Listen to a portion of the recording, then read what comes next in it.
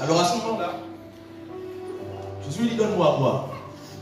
Et puis il lui dit, bon, écoute, moi je suis samaritain. Toi tu es juif. Entre nous, il y a une mésentente. Donc, il n'y a pas de relation entre nous. Je ne peux pas te donner à boire. Et Jésus commence à parler à cette femme. Il commence à lui parler de sa vie.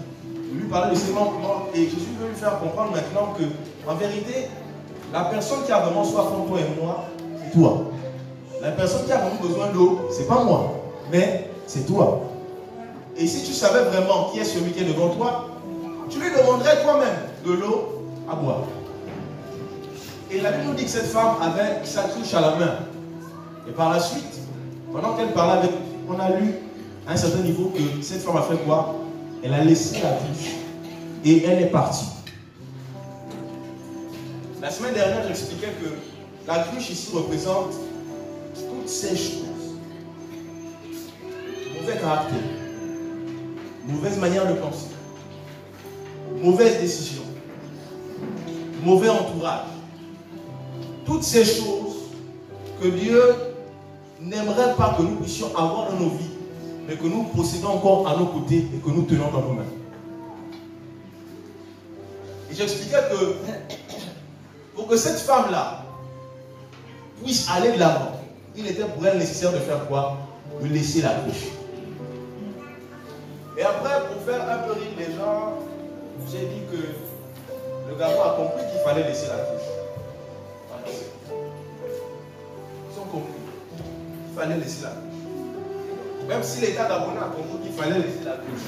Les païens ont compris qu'il fallait laisser la cruche. À plus forte raison, toi, homme spirituel, tu dois comprendre qu'il faut laisser la cruche. Écoutez, lorsque cette femme laisse la cruche, elle ne laisse pas la cruche n'importe où. Elle laisse la cruche au pied de Jésus. La Bible nous fait savoir que nous devons venir au pied de la croix et nous décharger de tous nos fardeaux. Cette femme a laissé la cruche au pied de Jésus. Et elle est partie. Et je reviens encore sur un fait en disant qu'aujourd'hui dans l'église, nous avons beaucoup de problèmes parce que, bon, on n'a pas tous la même façon de voir l'église. Moi, je comprends que dans l'église, il y a des voleurs. Moi, je comprends ça. Mais il y a des gens qui ne comprennent pas. Parce que Jésus a dit, je ne suis pas venu pour les gens qui sont en bonne santé. Je suis venu pour les malades. C'est-à-dire que c'est normal que quelqu'un vienne à l'église et que ce soit un voleur. Mais c'est anormal qu'avec le temps qu'il passe à l'église, il reste un voleur. D'accord? C'est normal qu'il vienne à l'église et qu'il boive. Mais c'est anormal que pendant qu'il reste à l'église, il continue à boire. Ça veut dire qu'en fait, au fur et à mesure qu'il passe son temps à l'église, normalement au pied de Jésus, il doit être transformé. D'accord? Mais Jésus est venu pour les gens malades.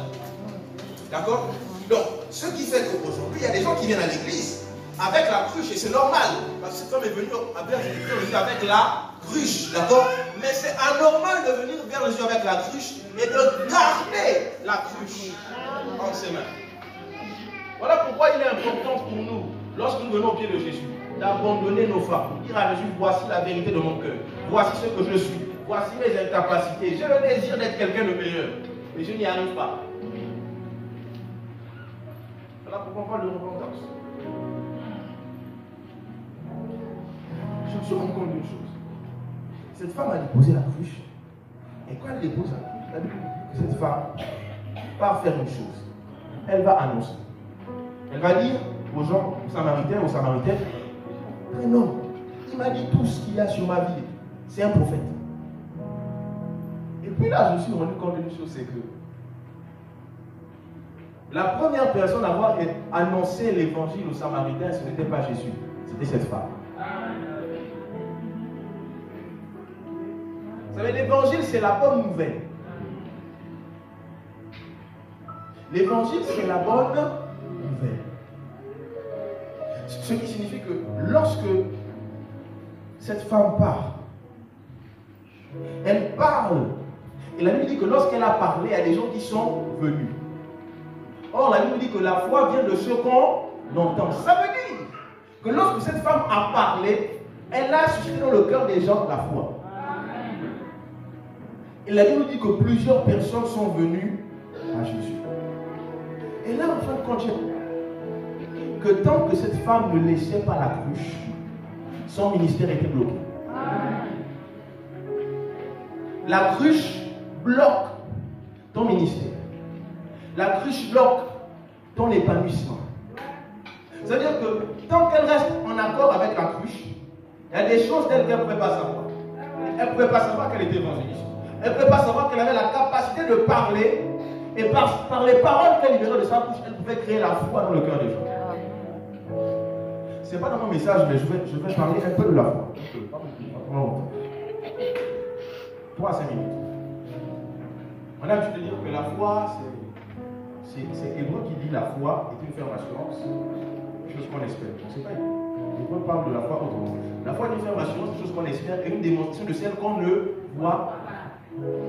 Et puis il y a des gens qui disent j'ai la foi parce que je crois que Jésus existe. Maintenant, moi ce que je sais, c'est que même les païens croient que Jésus existe. La preuve, c'est que Jésus est aussi mentionné dans les livres d'histoire. Donc les païens savent que Jésus existe et ils croient que Jésus existe. Ils ne disent pas que Jésus n'a pas existé. Ok? Alors, si le païen croit que Jésus existe et que toi aussi tu crois que Jésus existe, ça veut dire que là, il y a un problème. C'est-à-dire que le païen a la foi. Mais en réalité, le fait de croire, c'est la maternelle de la foi. Le fait de dire que je crois, c'est la maternelle. La Bible dit que la foi sans les œuvres est une foi morte. Ce qui signifie que la foi est censée déclencher en toi un comportement, une certaine attitude, une certaine manière de vivre. Voilà pourquoi la Bible déclare que le juste vivra par la foi. La foi, c'est plus que croire. Je vais aller plus loin et pour résumer, je ne veux pas dire des choses un peu compliquées, mais la foi, c'est avoir des convictions. Quand tu as la foi, tu as des convictions. C'est-à-dire que quelqu'un va venir un matin et va te dire que, je ne sais pas, ton père n'est pas ton père. C'est-à-dire que malgré le discours qu'il tient, quand tu vois ton visage, tu vois la photo de ton père, vous ressemblez. C'est comme si quelqu'un vient dire que mon père, ce n'est pas M. Damba. Je vais le regarder, il va dire tout ce qu'il va dire, il va écrire toutes les théories qu'il pourrait écrire. Il dit, mon frère, tu as fini? Oui. Ok, j'ai compris. Je peux partir.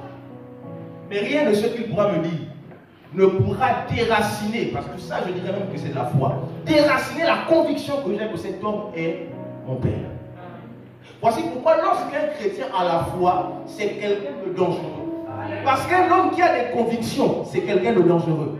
Voici pourquoi ce que Satan cherche à faire, c'est renverser les convictions. Vous savez pourquoi les mondains, les païens ont du mal à avoir la foi? Je n'ai rien contre l'école. J'ai appris, je suis allé jusqu'à l'université. Et ça me sert aujourd'hui. Je parle bien parce que j'ai fait l'école.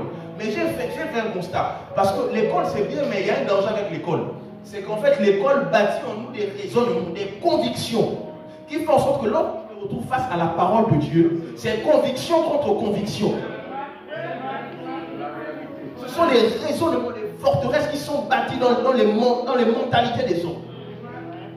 Et voici pourquoi Jésus, quand il est venu, il ne s'est pas arrêté au simple fait de parler.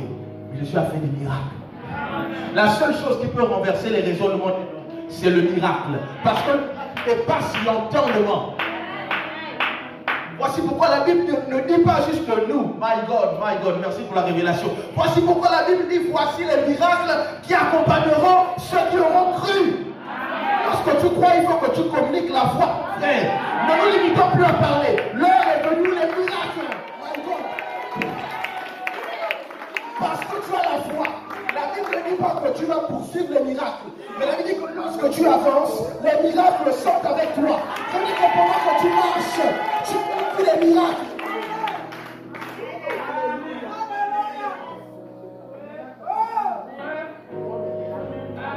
Écoutez, la foi qui se limite à croire, j'appelle ça la foi passive. Mais la foi active, c'est cette foi-là, là où il y a les yeux, les convictions. Conviction. Je vais pousser un peu l'homme de Dieu à dire que la foi crée en toi une force d'anticipation. Parce que tu as la foi, tu anticipes les événements. La foi t'emmène à anticiper. Et je vais pousser plus loin et dire qu'en fait, la foi t'emmène à vivre selon les informations du ciel et non de la terre. Voici pourquoi l'homme de foi, quand On t'a dit non, vraiment, en ce moment au Gabon c'est compliqué, il y a la crise qui frappe. Lui il fait les devant le ciel et puis il dit Yahweh, qu'est-ce que je dois faire? Je lui dis non, mon fils, calme-toi. La crise là, c'est pour les hommes qui n'ont pas de foi. Toi, lève-toi, pose telle action, fais ceci, fais ceci, fais cela. Lorsqu'il se lève, lorsqu'il pose des actions, tout le monde dit que c'est un homme fou. Vous savez, parce que vous avez la foi, vous traitez de fou.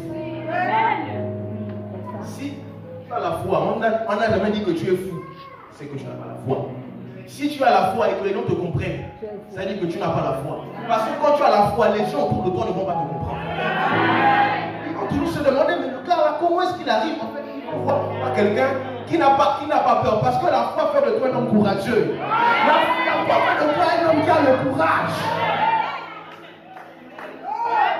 Et la foi se base rien que sur les paroles que Dieu te dit. Cela crée en toi des convictions. Voilà pourquoi. C'est pas ça mon message. La foi crée en nous des convictions. Amen. Voilà le message.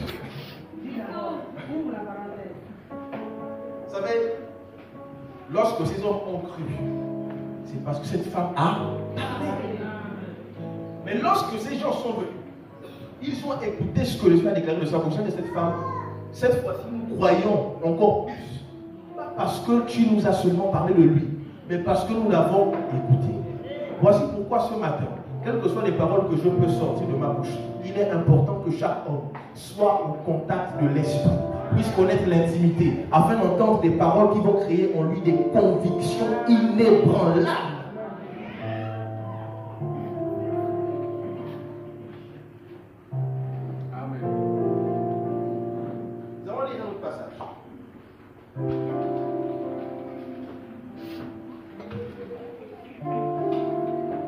Luc 22, verset 31 à 32.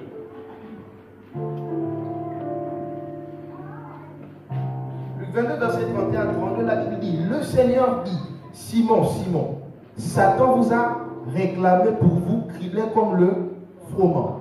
Mais j'ai prié pour toi afin que ta foi ne défaille point. Et toi, quand tu seras converti, affermis tes frères. Écoutez, la Bible ne dit pas, et toi quand tu seras converti,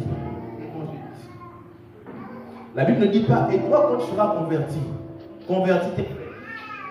La Bible dit, et toi quand tu seras converti, affermis tes frères.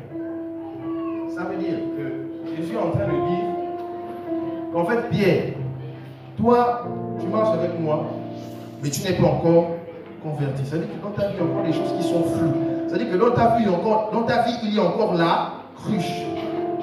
Mais, en fait, au-delà du fait que toi, tu possèdes la cruche, je compte sur toi pour convertir une multitude. Voici ce que Jésus me dit. C'est-à-dire que ce matin, il y a des gens dans cette salle, tu es encore attaché à des choses qui ne sont pas bien. C'est-à-dire qu'il y a encore un peu de péché dans ta vie. Il y a encore des choses qui entourent ta vie et qui font de toi quelqu'un de non converti. Mais la Bible dit, en fait, c'est une prophétie que Jésus déclare sur ta vie. Et il dit que même si tu es encore dans le péché, je compte sur toi pour convertir une multitude. Écoutez, Dieu n'a pas appelé Paul quand il était Paul. Dieu a appelé Paul quand il était Saul de Tarse. Voilà pourquoi ce matin, je sais qu'il y a des gens dans cette salle qui ont l'appel de Dieu sur leur vie.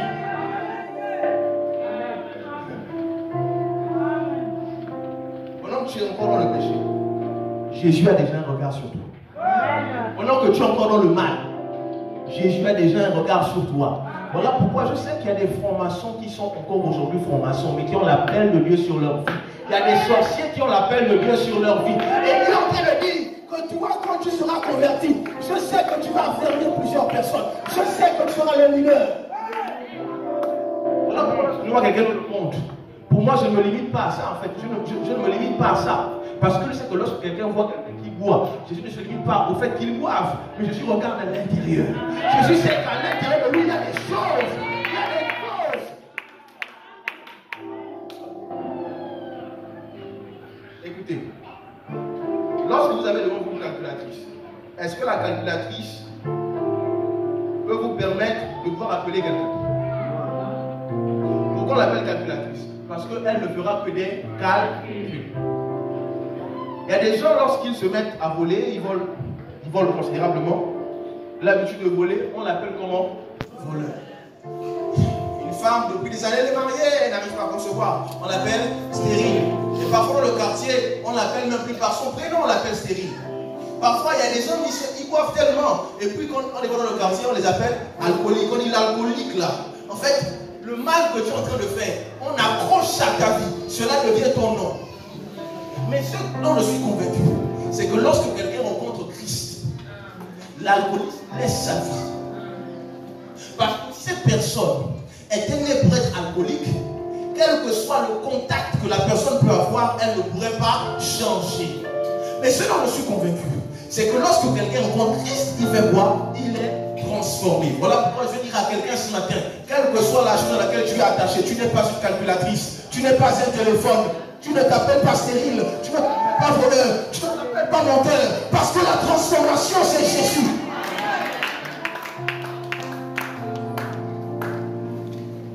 Tu n'es pas né pour être là où tu es.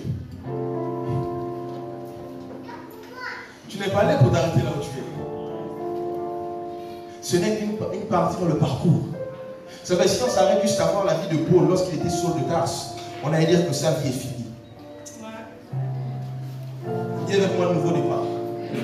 Lorsque Saul de Tarse rencontre Christ, sa vie change. Il prend un nouveau départ. Vous savez ce que j'aime avec Jésus? C'est que Jésus ne part pas chercher les gens saints. Jésus part chercher les gens qui sont dans la bouffe. Écoutez les témoignages des grands hommes de Dieu. Ce n'étaient pas des gens saints. Certains ont persécuté l'église. L'homme qu'on appelle aujourd'hui le révérend, le pasteur Marcelo Tounassi, c'est quelqu'un, lorsqu'il était jeune, il y avait un pasteur à côté de chez lui, il n'avait que 15 ans. Il mettait des haut-parleurs dehors, il mettait la musique mondaine à fond pour perturber le culte. Mais aujourd'hui, c'est cet homme-là que Dieu utilise puissamment dans les nations pour gagner des âmes. Voilà pourquoi je sais une chose, c'est que ta situation de maintenant n'est pas ta fin. Ta situation d'aujourd'hui n'est pas ta fin. Quand tu rencontres Jésus, tu prends un nouveau départ. Mais à une seule condition, il y a ton voisin, il faut laisser la cruche. Vous savez, lorsqu'il faut faire un transfert, je ne regarde pas le sport, la petite connaissance que j'ai. Lorsqu'il faut faire un transfert d'un joueur, il y a une équipe qui demande, moi je veux ce joueur dans mon équipe. Et puis, ce joueur-là est déjà dans l'équipe de quelqu'un. Et celui qui est dans l'équipe regarde, l'autre joueur dit j'ai besoin de lui. L'autre coach dit j'ai besoin de lui. Et puis, il dit non, non. Moi, mon type là, pour que tu puisses le prendre, il faut que tu me donnes quelque chose. Il y a toujours de l'argent en échange. Il y a toujours de l'argent au milieu. D'accord? Et parfois, parce que le joueur est tellement important, le transfert coûte extrêmement cher. Parfois, on se c'est pas que l'équipe met la barre haute parce qu'ils veulent de l'argent. Mais parfois, mettre la barre haute parce qu'ils veulent garder le gars. Ils disent non. Le prix qu'on met là, ça va les décourager. Ils vont faire quoi? Ils vont laisser le gars. Pourquoi? Parce que le gars est important pour eux. Ce matin, je viens dire à quelqu'un que même si tu es encore dans l'équipe de Satan, en réalité, Jésus est venu comme étant la rançon, comme étant le prix de l'échange, le prix du transfert. Voilà pourquoi ce matin, j'annonce. Le prix de ton transfert, c'est Jésus. Le prix de ton transfert, c'est Jésus. Alors que j'étais sur la croix, c'était le prix de ton transfert. Le prix de ton transfert de l'équipe de Jésus. À ton voisin que tu vas changer de maillot. Tu vas changer de maillot. Parce que tu changes d'équipe. Oh my God. Tu sors l'équipe du monde pour rentrer dans l'équipe de Jésus. Écoutez, Saul de Tarse a marqué des buts pour le camp de l'ennemi. Saul de Tarse a attrapé les chrétiens. Il marquait des buts pour le camp de l'ennemi. Mais lorsque Saul de Tarse s'est échauffé, quand il est rentré dans l'équipe de Jésus, il est devenu Paul et il a commencé à marquer les buts pour le camp du royaume des cieux. Au nom de Jésus, que tu vas commencer à marquer les buts pour le camp du royaume des cieux. Tu vas changer d'équipe. Tu n'es pas destiné à rester dans l'équipe du monde. Quel que soit ce qui t'attache, le prix de ton frère, c'est Jésus. Dis à ton voisin que le prix de mon transfert dépasse le transfert de Cristiano Ronaldo. prix de mon transfert n'est pas celui de Cristiano Ronaldo.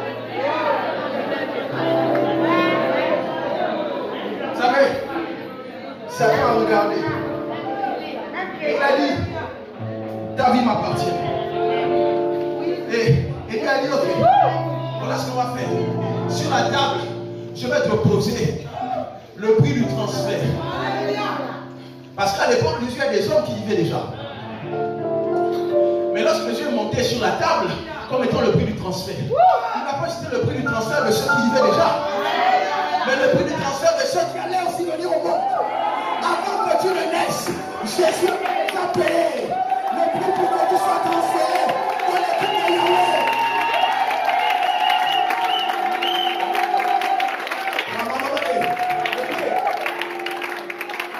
Quand on a déjà payé pour le transfert, qu'est-ce qu'il reste aux joueurs de faire? Prendre ses bagages et puis faire quoi? Il sort. Ton passé sort. Il y a ton passé sort. Il y a ton passé sort. Tu n'as pas besoin de rester dans l'équipe de Satan. Tu as besoin de rester dans l'équipe du monde. Sors.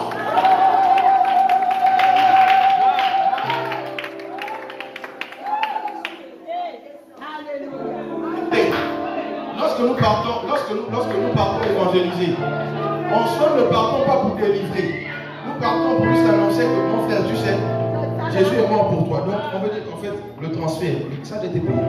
Prends tes choses, allons-y. C'est ça l'évangélisation.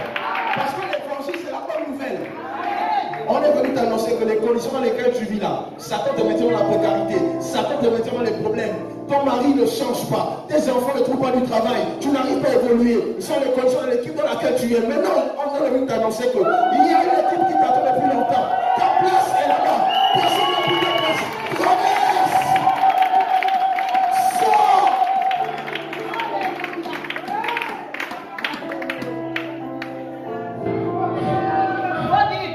Cette femme est sortie. Cette femme est sortie. Écoutez.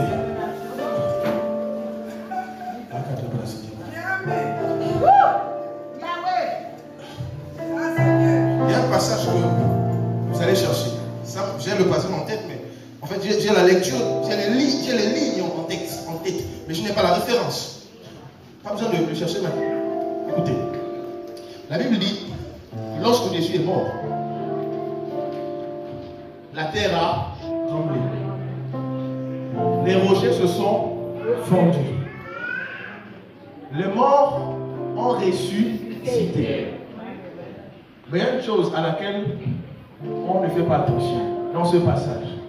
La Bible nous dit que les morts ont ressuscité le jour où Jésus est mort. C'est-à-dire que c'est ce jour-là que les gars sont revenus à la vie. Mais la Bible nous dit que les morts sont sortis de leur tombeau le 3e jour. Ça veut dire que pendant 3 jours, les gars étaient déjà ressuscités, mais ils étaient là allongés dans leur sépulcre. Ça veut dire que ça fait 3 jours que tu es revenu à la vie, mais tu es encore là, dans le sépulcre, en train d'attendre. Donc ils ont fait quoi? Ils ont attendu que Jésus puisse mourir. Jésus fasse 3 jours, et le 3e jour qu'il puisse sortir pour sortir. En fait, je ne comprends pas. Ça fait 3 jours que tu es ressuscité. Tu fais quoi encore là-bas? Sors. Sors. Ça fait 1 jour. Sors. Le 2e jour. Sors. Voilà pourquoi je dis à quelqu'un, en fait, il y a des messages qui ont été prêchés pour toi depuis 2016. Il y a longtemps que tu dois sortir.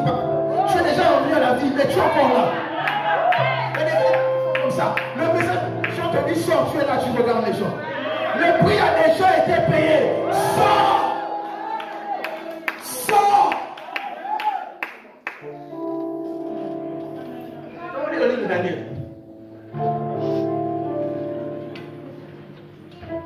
Daniel, le chapitre 6, à partir du verset 7. Vous savez, de comprendre une chose, c'est que lorsque Satan maintient quelqu'un dans l'alcool, Satan maintient quelqu'un dans le monde, c'est parce que Satan sait une chose. C'est que lorsque ce gars va traverser pour aller dans l'équipe adverse, il va me faire du mal. En réalité, Satan te garde dans son équipe parce qu'il a peur de toi. il sait que lorsque tu vas traverser la route, tu vas être un élément dangereux qui va causer des dégâts extraordinaires dans le camp de l'ennemi. Daniel, le chapitre 6. Daniel, chapitre 6.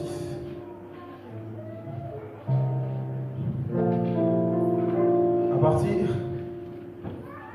du verset 16. La Bible déclare ceci. Alors le roi donna l'ordre qu'on amena Daniel et qu'on le jeta dans la fosse au lion. Le roi prit la parole et dit à Daniel, puisse ton Dieu que tu sers avec persévérance te délivrer. On apporta une pierre et on la mit sur l'ouverture de la fosse. Le roi la scella de son anneau et de l'anneau de ses grands, afin que rien ne fût changé à l'égard de Daniel. Nous allons lire le verset 17. Excusez-moi. En s'approchant de la fosse, il appela Daniel d'une voix triste. Le roi prit la parole et dit à Daniel, Daniel, serviteur du Dieu vivant, ton Dieu que tu sers avec persévérance, a-t-il pu te délivrer des lions? Et Daniel dit au roi, roi vit éternellement, mon Dieu a envoyé son ange et fermé la gueule des lions, qui ne m'ont fait aucun mal, parce que j'ai été trouvé innocent devant lui, et devant toi non plus. Ô roi, je n'ai rien fait de mauvais. Alors le roi fut très joyeux et il ordonna qu'on fît sortir Daniel de la fosse. Daniel fut retiré de la fosse et on ne trouva sur lui aucune blessure parce qu'il avait eu confiance en son Dieu. Voici un homme appelé Daniel.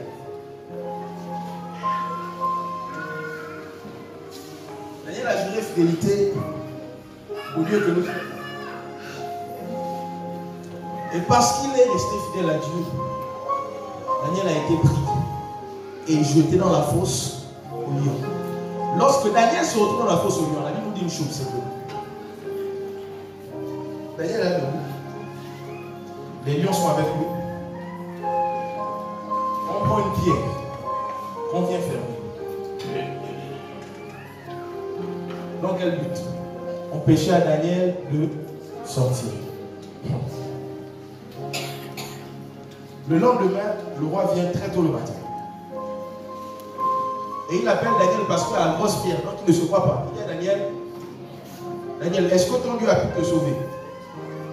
Et puis Daniel rétorque en disant, mon Dieu a envoyé son ange, fermer la gueule des lions. Et ensuite, la pierre a été roulée pour permettre à Daniel de sortir. Lorsque Jésus est mort, on a pris une pierre, on a mis à l'entrée de la tombe, on a roulé. Et on a mis des gens devant l'entrée de la tombe pour que, en fait, ils ont mis les gens de la tombe pourquoi? Parce qu'ils se sont dit, comme Jésus avait dit qu'il allait ressusciter, certainement ses disciples peuvent venir la nuit, ils vont rouler la pierre, ils vont voler le corps de leur maître, et puis, quand on va revenir le tombeau, et puis on va dire que, en fait, il est ressuscité. Or, ce sont ses disciples qui sont venus voler le corps. Donc, ils ont dit, on va tout faire pour que ces disciples ne puissent pas voler son corps. Mais sauf qu'ils n'avaient pas compris. C'est qu'il y a une personne qui s'appelle le quatrième homme. Le quatrième homme n'a pas besoin de l'intervention des hommes pour agir. Voici pourquoi lorsque Daniel était dans la fosse aux lions, Daniel était là, les lions étaient autour de lui, les lions ont voulu l'attaquer, mais une chose qui s'est passée. Le quatrième homme a apparu. Et lorsqu'il a apparu, les lions ont regardé, mais ils ne pouvaient rien faire. Les lions voulaient dévorer Daniel, mais ils ne pouvaient rien faire. Je prendrai une illustration tout à l'heure pour vous faire comprendre. Écoutez, lorsque le quatrième homme est avec vous, les gens peuvent mettre la pierre pour empêcher de sortir. Mais tant que le quatrième homme sera avec vous, aucun lion ne pourra vous manger. Parce que la vérité, c'est que la Bible dit de nous que lorsque tu marches dans la vallée de l'ombre de la mort, tu ne crains aucun mal. Ça veut dire que dans le plan de Dieu, Dieu a résolu qu'il y aurait un moment dans ta vie où tu passeras par des problèmes, où tu passeras par des temps difficiles. Mais ces problèmes-là ne pourront pas te détruire parce que le quatrième homme marche avec toi. Écoutez, quand je vois un païen qui a des problèmes, j'ai peur. Parce que c'est que le quatrième homme n'est pas avec lui. Parce que c'est que tout peut lui arriver. Nous sommes arrivés à la fin de l'année. Et nous sommes conscients qu'à la fin de l'année, il y a une liste noire que les sorciers mettent en place. Ils prennent ce qu'ils veulent. Maintenant que le quatrième homme est à tes côtés, lorsqu'on va écrire ton nom sur la liste noire, ton nom sera là. Les noms des personnes qu'on vont disparaître parce qu'on va déjà les tuer. On se rend compte que ton nom est toujours là. Quand ils vont essayer d'analyser, on se rend compte que le quatrième homme aussi est là.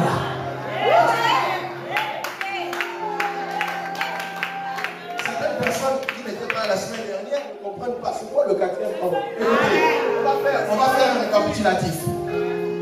Shadrach, Meshach et Abednego sont en train de marcher dans la fosse, dans la fournaise ardente. Et la Bible dit que le roi Nebuchadnezzar regarde de l'extérieur. Au départ, on a jeté 3 hommes dans la fosse. Mais en fin de compte, le roi voit un 4e homme apparaître. La Bible ne dit pas que Shadrach, Meshach et Abednego l'ont vu. Mais c'est le roi Nebuchadnezzar qui était un grand sorcier qui a vu le 4e homme. Et de sa bouche, il a dit, cet homme-là n'est pas un homme ordinaire. Cet homme ressemble à un fils de Dieu. Voilà comment ils sont sortis. La Bible ne dit pas que le 4e homme est sorti avec eux. On a fait sortir les 3 hommes. Écoutez, lorsque la pression vient sur toi, écoutez, dans l'Ancien Testament, le 4e homme marchait avec eux. Mais dans le Nouveau Testament, Jésus dit, le Saint-Esprit viendra sur vous. Et la Bible parle du fait que nous soyons remplis de l'Esprit.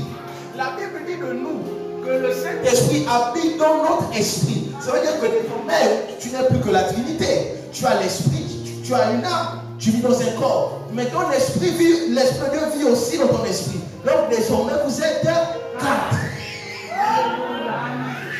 Le 4e homme est à l'extérieur. Ça demeure à l'intérieur de toi. Voilà comment un sorcier te voit. Il ne peut pas te fixer dans les yeux. Parce que c'est le feu. Le feu qui est dans le regard du 4e homme que cet homme-là voit dans tes yeux.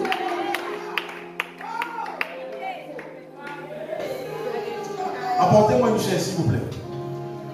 La chaise rouge qui est là au fond, apportez-moi. Celle qui est juste là, derrière. J'ai besoin de 3 personnes, rapidement. 3 garçons, 3 frères en Christ. Venez rapidement.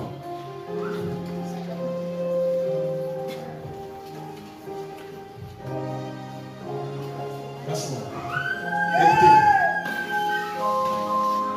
Aujourd'hui, il y a des gens qui disent non, moi mon chef me fatigue, c'est un sorcier, il fait des choses bizarres. Et j'ai entendu des gens qui disent que le chef m'embête tellement que j'ai envie de démissionner. Vous avez jamais entendu ça? En fait, mon chef m'embête tellement. Il faut que je parte de l'entreprise. Il me fatigue. Donc, non, mon oncle c'est un sorcier. Non, il faut que je quitte sa maison. Il faut que. Peut-être qu'on l'a retrouvé. Et la personne te dit c'est un chrétien. Non, je suis fatigué. Il faut que je parte de l'entreprise. Il faut que j'arrive. Il y a trop de sorciers là-bas. Oh non, je ne veux pas aller dans une telle entreprise. Il y a trop de sorciers. La Bible dit de Daniel que cet homme-là, Daniel, avait été captivé et emmené où? À Babylone. Là où il y avait d'autres dieux qui étaient élevés. La Bible ne dit pas que Daniel était dans un coin de Babylone. Mais Daniel a été pris et Daniel a été formé avec des magiciens, avec des sorciers, avec des occultistes, des gens qui pouvaient parler avec le diable, qui faisaient des sacrifices humains. Mais la Bible dit que Daniel était à Babylone, assis. Ça veut dire que ses voisins, c'était qui? Les sorciers. Qu'est-ce qui arriva à Daniel? Qu'est-ce qui arriva à Daniel? Ça veut dire que l'environnement de Daniel, c'était qui c'est? Les sorciers. Mais la Bible dit que le roi trouvait que Daniel était 10 fois meilleur que les sorciers. Que Daniel avait une sagesse qui dépassait celle des sorciers. Voilà pourquoi Dieu ne va pas t'établir au milieu des chrétiens. Dieu va t'établir au milieu des sorciers.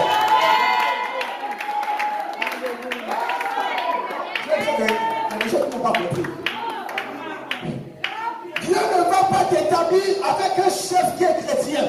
Il va t'établir avec un chef, des collègues qui sont pas juste des païens, occultistes. Et il va te faire asseoir.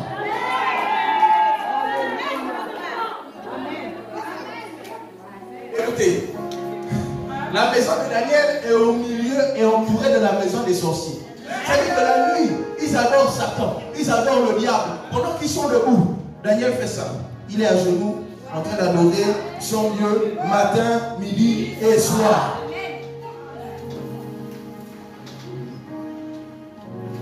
Dans le livre de Job, la Bible nous dit que Dieu est assis avec ses fils. Et la Bible nous dit que Satan, Lucifer, Belzébul, il vient. Il ne reste pas debout. Il vient, il s'assoit, il commence à assister à la réunion que Dieu est avec ses fils. Et puis, Dieu lui dit, mais qu'est-ce que tu fais là? Et puis, il parle calmement. Je viens de la terre d'où je me suis promené. Écoutez, Satan a eu l'audace de venir s'asseoir au milieu des fils de Dieu sans avoir peur. Mais comment est-ce que les fils de Dieu n'ont pas l'audace de s'asseoir au milieu des sorciers?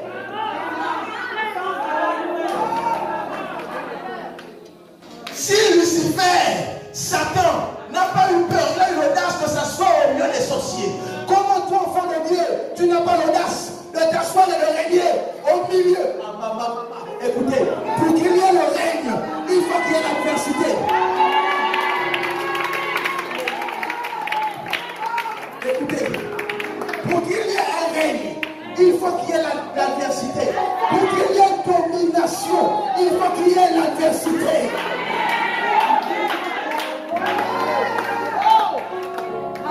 En fin de compte, j'ai l'impression que Dieu, il aime les guerres, il aime la bagarre. Écoutez, comment savoir que le poison ne peut rien faire contre ta vie s'il n'y a pas de tes adversaires qui se lèvent pour t'empoisonner?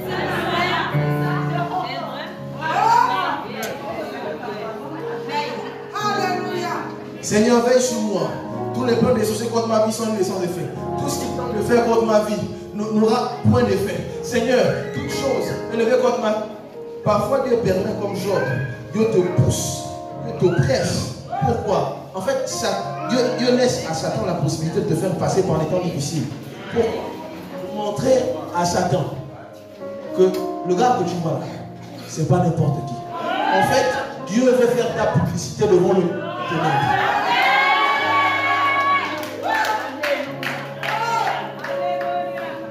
Il y a des choses que nous n'avons pas encore comprises.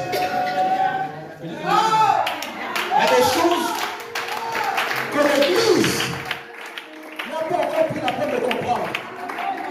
Écoutez, il y a longtemps Dieu aurait pu prendre Satan et les démons et puis les jeter dans le feu de l'enfer.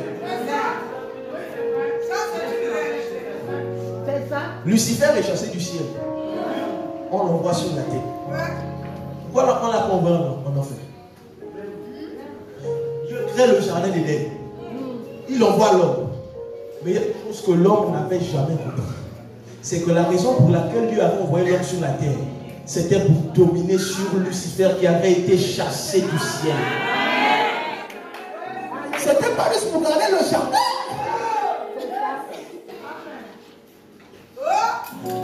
Adam et Ève se retrouvent hors du jardin.